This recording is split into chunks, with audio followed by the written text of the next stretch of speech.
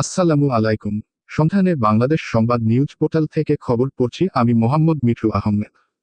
মাদ্রাসার খেলার মাঠ দখল করে দোকানপাট, উচ্ছেদের দাবিতে শিক্ষক শিক্ষার্থীদের মানববন্ধন। মাহিদুল ইসলাম ফরহাদ, চাঁপাইনবাবগঞ্জ জেলা প্রতিনিধি।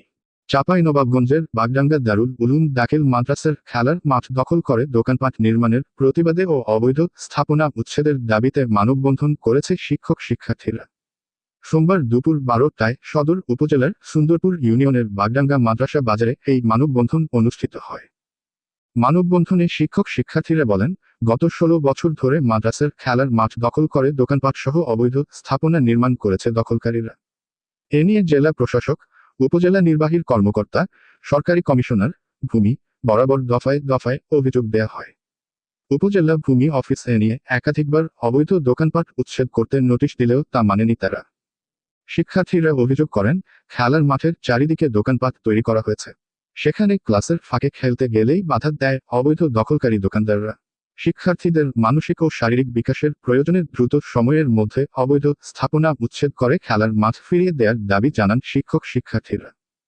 মানববন্ধনে বক্তব্য রাখেন বাগডাঙ্গা দারুল উলুম দাখিল মাদ্রাসার সুপার মোহাম্মদ আজিজুর রহমান, সহ সুপার মোহাম্মদ মতিউর রহমান, সরকারি শিক্ষক মাসুদ রানা, সিনিয়র সরকারি মৌলভী মোহাম্মদ সাইদুর রহমান, ইবতেদায়ী প্রধান মোহাম্মদ মোস্তফা কামাল, সরকারি শিক্ষক তামান্না মহল শিশির, শিক্ষার্থী হালিমা খাতুন, রুবেল হোসেন সহ অন্যান্যরা।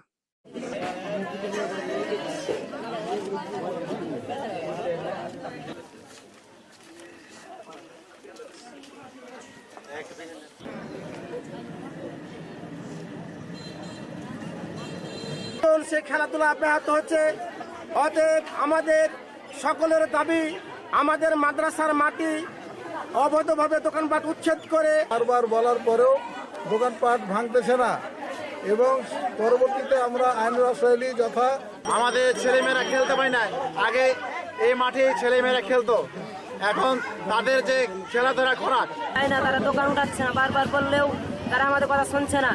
ধরনের প্রবলেম আছে, যেমন খেলার মাঠ নেই, আমরা নিয়মিত খেলাধুলা করতে পারি না। পড়াশোনার পাশাপাশি আমাদের খেলাধুলা করাও জরুরি।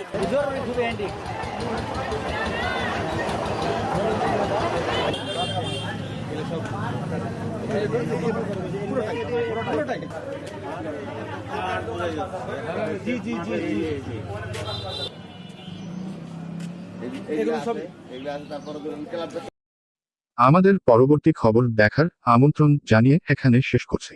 সুস্থ থাকবেন, ভালো থাকবেন আর সন্ধানে বাংলাদেশ সংবাদের সাথে থাকবেন। আল্লাহ হাফেজ।